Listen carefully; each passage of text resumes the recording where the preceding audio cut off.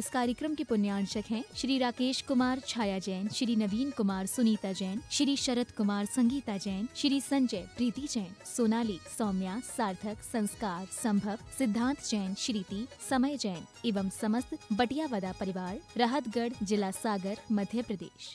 प्रतिदिन हम सभी को आचार्य परमेष्ठी की पूजन का सौभाग्य प्राप्त होता है। आचार्य भगवान की मंगल दिव्य देशना का सौभाग्य प्राप्त होता है। यदि आप चाहते हैं कि ऐसा सौभाग्य आपको और आपके परिवार को प्राप्त हो, तो प्रथम शास्त्र पूजन के पूर्व हम आमंत्रित कर रहे हैं जिन्होंने आचार्य भगवान के आशीर्वाद से संचालित प्रतिभा स्थली में अंचल की 3 छात्राओं के लिए बच्चियों को गोद लेने का सौभाग्य प्राप्त किया। तालियां बजाकर अनुमोदन करें। जो शैलेश जी, शालू जी शाह जो अमेरिका यूएसए से आए हैं, तालियां बजाकर अनुमोदन करें। प्रथम शास्त्र आपने 3 बच्चों को गोद लेने का सौभाग्य प्राप्त किया है।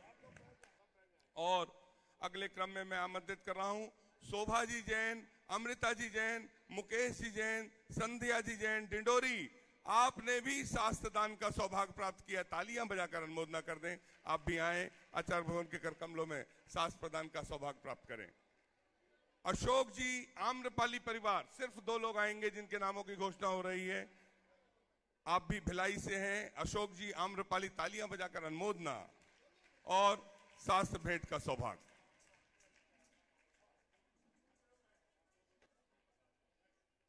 प्रमोद जी गुप्ता, अध्यक्ष नगर पंचायत बगीचा, यदि उपस्थित हो तो अभी अपनी स्वीकृति यहां पर दें।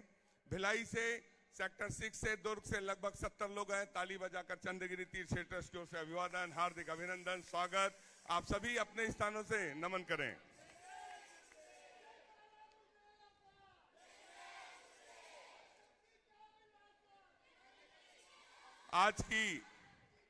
आज की पूजन का सौभाग्य जी, पूजन के लिए एक माइक दीजिए बच्चों को। हाँ, 1 मिनट बच्चों को। आज की पूजन का सौभाग्य भिलाई नगर एवं दुर्ग नगर से महिला मंडल पधारी हैं, उनको प्राप्त होता है। तालियां बजाकर अनुमोदन कर दें। और प्रतिभा स्थली की छात्राएं और दीदियां आज के पूजन का सौभाग्य प्राप्त करेंगी। बिना विलंब किए हुए सभी हाथों को जोड़ लें और एक बार जयकारे के नारे लगाएंगे। बोलिए संत शिरोमणि आचार्य गुरुवर विद्यासागर जी महामुनि राज की, समस्त आचार्य संघ की। दीदियां प्रारंभ करें। स्वर्ग से सुंदर सपनों से प्यारा है गुरुवर का द्वार, बना रहे आशीष आपका।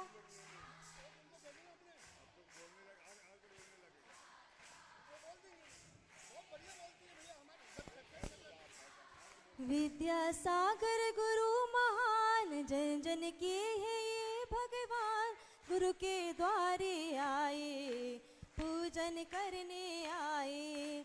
गुरु के द्वारे आए, पूजन करने आए। आचार्य श्री जी के चरणों में हम झुका रहे अपना मान, जिनके जीवन की हर चर्या बन पड़ी स्वयं ही नवगात। जय नागम का वसुधा कल जो बिखराते हैं गली गली, इनके दर्शन को पा करके खिलती मुरझाई हृदय कली। ओम रूम अष्टोत्तर शताचार्य श्री विद्यासागर जी महामुनीन्द्र अतृप्त समुचितावाहनम। जय हो जय। अत्र तिष्ठटा स्थापनम, अत्र मम सन्निहितो भव सन्निधिकरणम। संसार के विषयों में पढ़कर मैंने अपने को भरमाया, इस राग देश की वैतरणी से अब तक पार नहीं पाया। तब विद्या सिंधु की जलकल से भव कालश धोने आया हूँ। आना जाना मिट जाए मेरा यह बंद काट जल की धारा गुरु राज चढ़ाऊं गुरु चरणों में आज गुरु के द्वारे आए पूजन करने आए। ओम रोम शशि जी विद्यासागर मुनीन्द्र सर्वेषां जन्म जरा मृत्यु रोग विनाशनाय जलम निर्वपामिति क्रोध अनल में जल जल कर अपना सर्वस्व लुटाया है निज शांत स्वरूप न जान सका जीवन भर से भुलाया है। चंदन सम शीतलता पान अब शरण आपकी आया संसार ताप मिट जाए मेरा चंदन वंदन को लाया।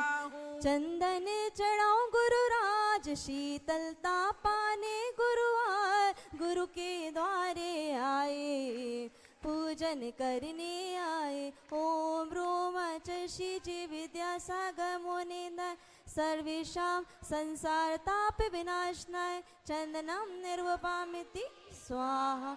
जड़ को ना मैंने जड़ समझा नहीं अक्षय निधि को पहचाना भले अपने थे भ्रम और जगत का भटकाना। चरणों में अर्पित अक्षत है अक्षय पद मुझको मिल जावे तब ज्ञान अरुण की किरणों से यह हृदय कमल भी खिल जावे। ओम शशि जी विद्यासागर मुनीन्द्र सर्वेषां अखंड अक्षय पद प्राप्त अक्षता निर्वपामिति स्वाहा। इन विषय भोग की मदरापी में बना सदा से मत वाला तृष्णा को तृप्त करे जितनी उतनी बढ़ती इच्छा ज्वाला। में काम भाव विध्वंसहीन मन सुमन चढ़ाने आया हूँ यह मदन विजेता बन न सके यह भाव हृदय लाया हूँ। संयम पुष्प चढ़ाऊं आज महकाऊं निज को गुरु राज गुरु के द्वारे आए पूजन करने आए। ओम रोम शशि जी विद्यासागर मुनीन्द्राय सर्वेषां अखंड काम वाड विध्वंसनाय पुष्पम निर्वपामिति स्वाहा। इस क्षुधा रोग की व्यथा कथा भव भव में कहता आया हूँ अति भक्ष्य भक्ष्य भके फिर भी मन तृप्त नहीं कर पाया।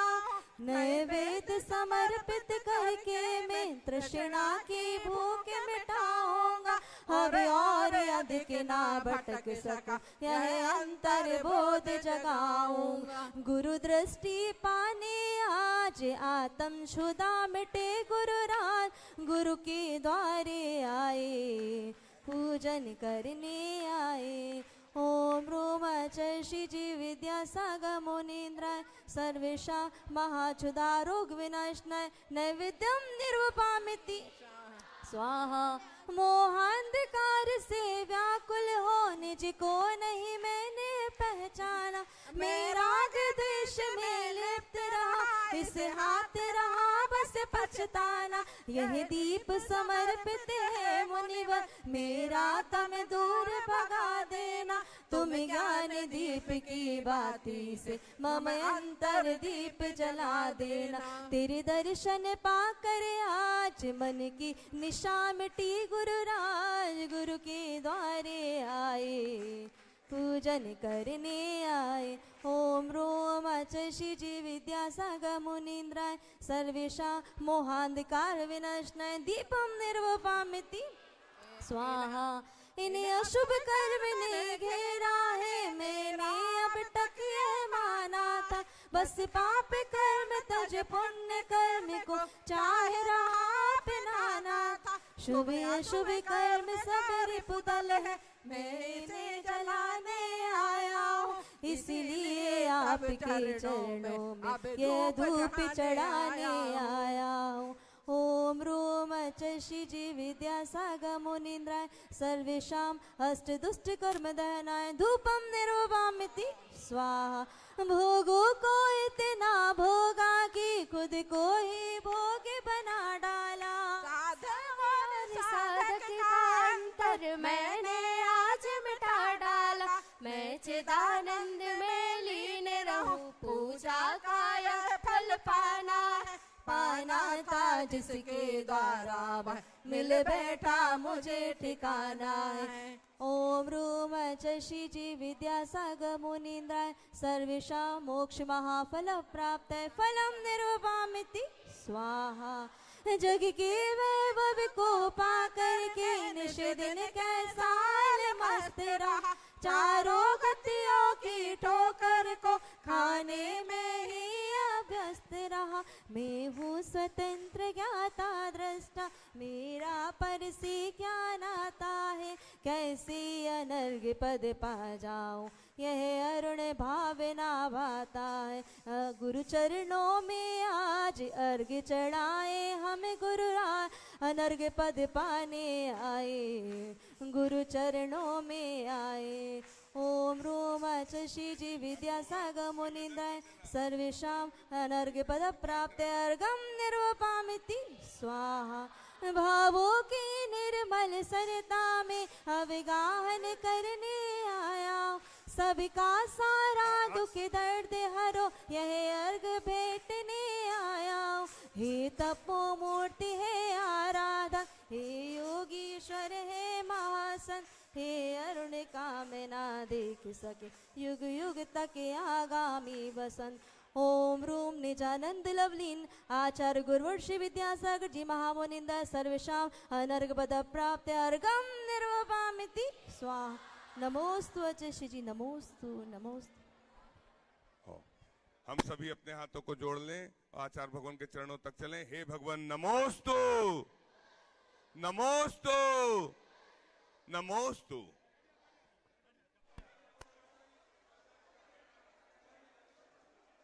ओम नमः सिद्धेभ्यः, ओम नमः सिद्धेभ्यः, ओम नमः सिद्धेभ्यः। अहिंसा परमो धर्म की। आचार्य गुरुवर श्री कुंद कुंद भगवान की। आचार्य गुरुवर श्री ज्ञान सागर मुनि महाराज की। शिरोमणि आचार्य गुरुवर विद्यासागर जी महाराज की।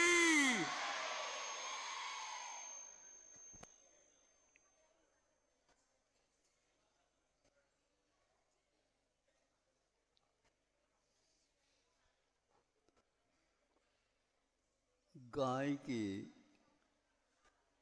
भिन्न भिन्न अवयवों का वर्णन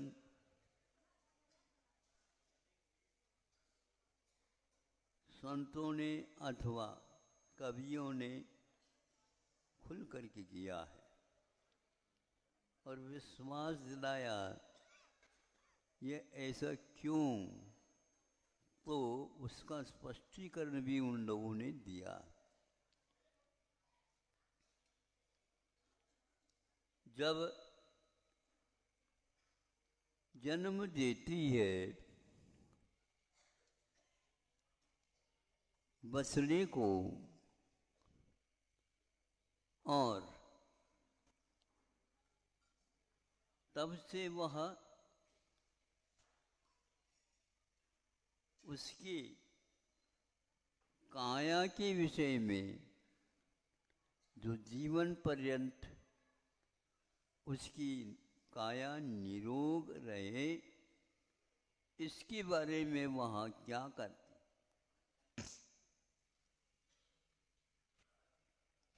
उसके जिह्वा में एक प्रकार से ऐसा रसायन है जो उस बछड़े के शरीर में कोई भविष्य में उत्पन्न न हो, इस प्रकार का रसायन उसकी रसना में रहती है।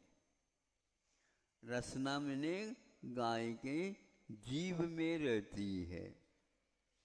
उसके द्वारा वह जब कभी भी उसको लोग कहते हैं प्यार, किंतु हम कहते हैं इसको चिकित्सा का एक रूप है।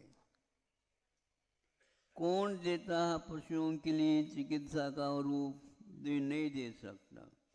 जिसने जन्म दिया है उसने पेट में तो पाला ही है, किंतु जब तक वह बड़ा नहीं होता तब तक इस प्रकार के वस्तुओं से उसका संरक्षण, उसका विकास, उसकी सुंदरता आदि आदि आती चली जाती है।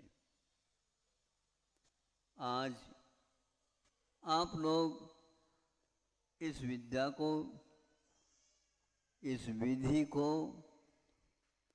इस पद्धति को भूलते चले जा रहे हैं। विदेशी लेखकों ने एक लेख पढ़ा था, आपके सामने रखता हूँ। आप लोगों की दशा के बारे में विश्व क्या सोच रहा है।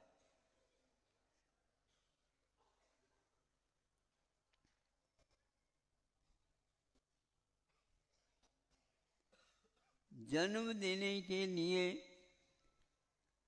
जब अकृत्रिम रूप से पेट में, गर्भ में उसका पालन पोषण होता है, वहाँ पर किसने चिकित्सा की विधि पहुँचाई? 9 महीने 10 महीने तक वो वहाँ रहे, उसको दूध पिलाना या और कोई भी खून करता, गाय तो बाहर है, किंतु भावों के माध्यम से उसका भीतर जो रसायन, दूध इत्यादि बनने रूप, वो सब उसकी नाभि के साथ जुड़ा हुआ रहता है। जैसे आप लोगों के यहाँ पाइप से पानी जाता है, टूटी में से बाहर आ जाता है, उसी प्रकार जब चाहें उस समय या जब आवश्यक है उस समय वह उस नाभि के केंद्र से पहुंचा देती रहती है अपने पेट का, अपने गर्भ का, उसके गर्भ में रहने वाला जो उसका नाभि केंद्र है उससे जुड़ा हुआ होने के कारण सभी कुछ पहुंचता रहता है। आप लोगों के चिकित्सालय में इस प्रकार का प्रबंध हो या न हो, लेकिन ये प्रत्येक गाय के गर्भ में अवश्य विद्यमान रहता है। इसमें गाय का इतना तेज पुण्य नहीं है जितना कि गर्भस्थ उस बछड़े का पुण्य होता है। और वो पुण्य कहाँ से घुस गया?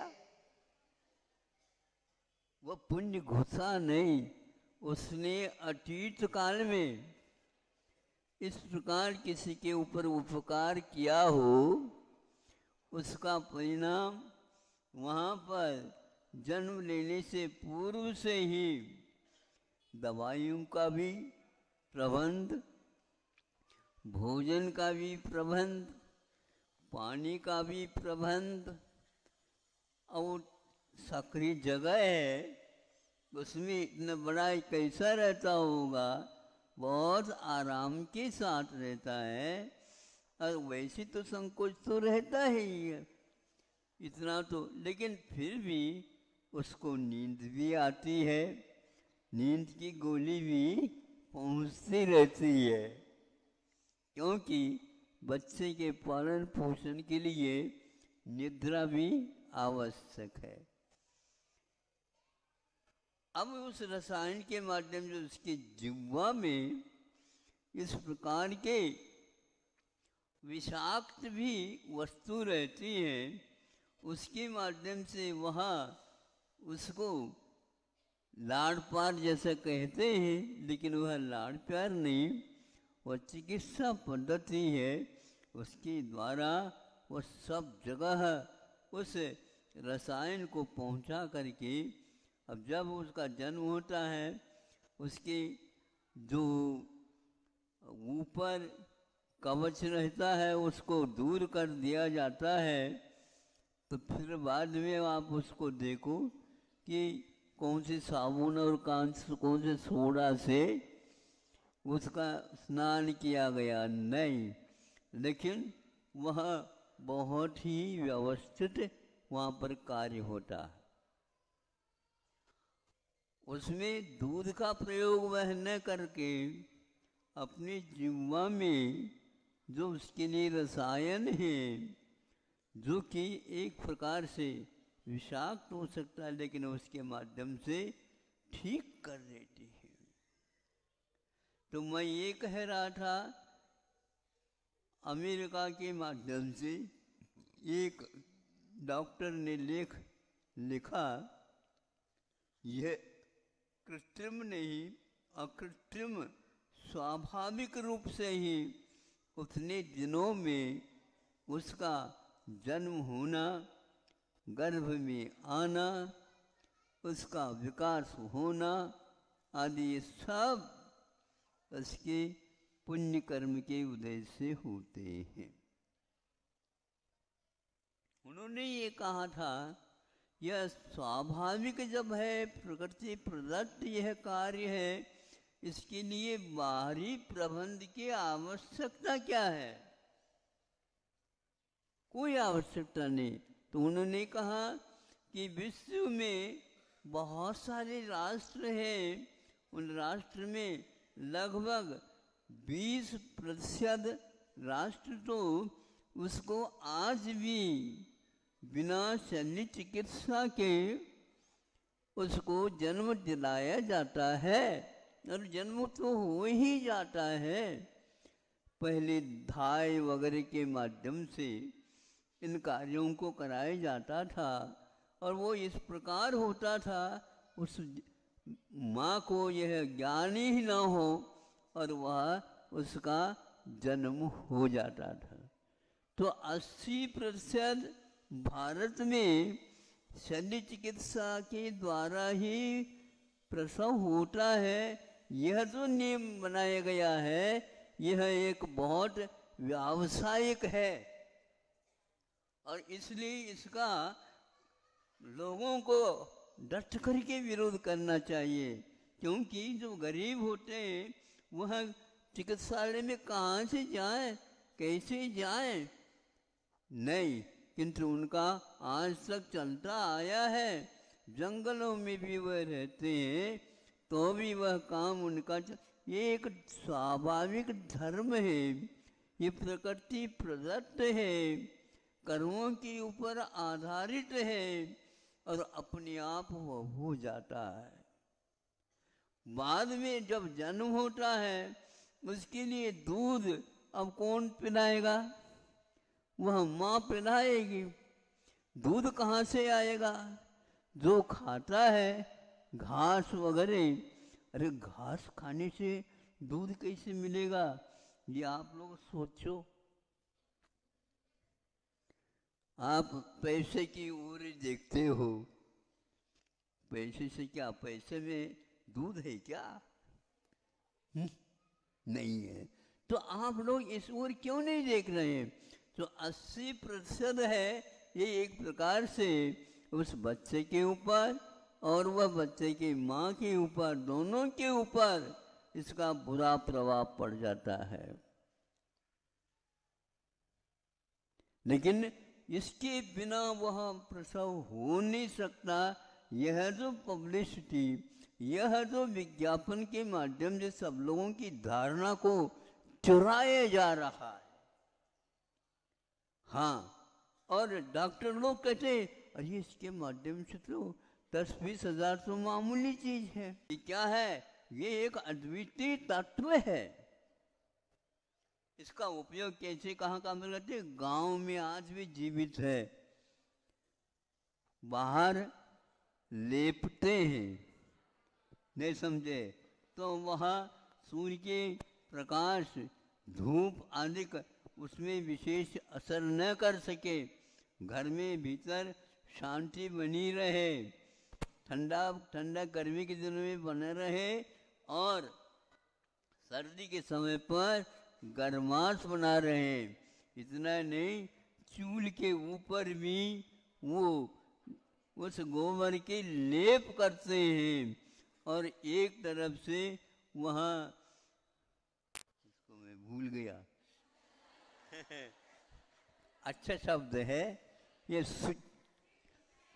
सुई खदान, छू खदान, सुई से, तो उसका भी लेप करते हैं। आप लोगों ने नहीं देखा होगा, गेरू। तो ये सारी क्या है? ये वैज्ञानिक तत्व है। ये क्या होता है? तो वह चूल्हे के ऊपर इस लेप करने से जो रोटी बनाने वाली है माँ, उसके ऊपर अग्नि देवता का कोई प्रभाव नहीं पड़ता।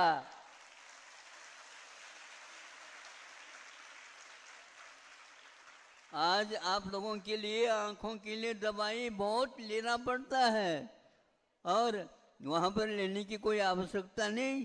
थोड़ी सी धुआं उठ गई तो आंखों में चले गई, आंखों में से पानी आ गया, हो गया साफ।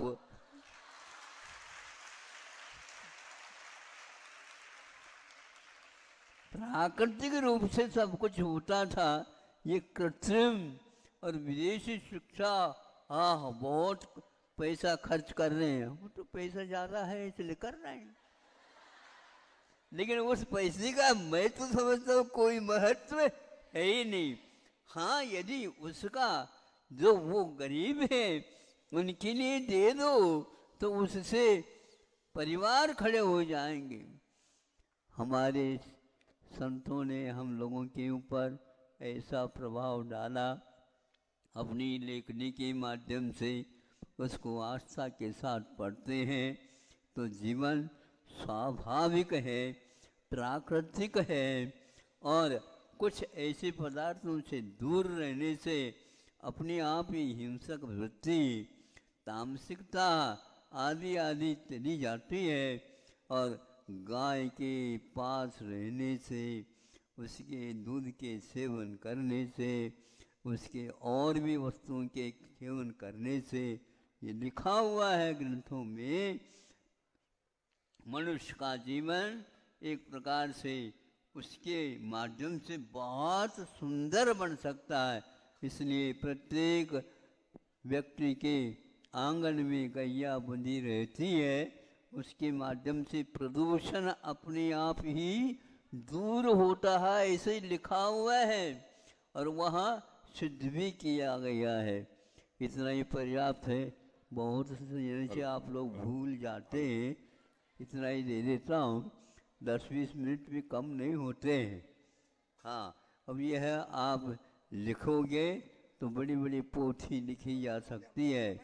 संतों के एक एक ग्रंथ के सूत्र भी हमारे लिए बहुत ही दीपस्तंभ के काम कर सकते हैं। उनके माध्यम से हमें ज्ञान प्राप्त कर लेना चाहिए। जो इसका ज्ञान देते हैं उनके सहवास में, संगति में रहना चाहिए। अहिंसा परमो धर्म।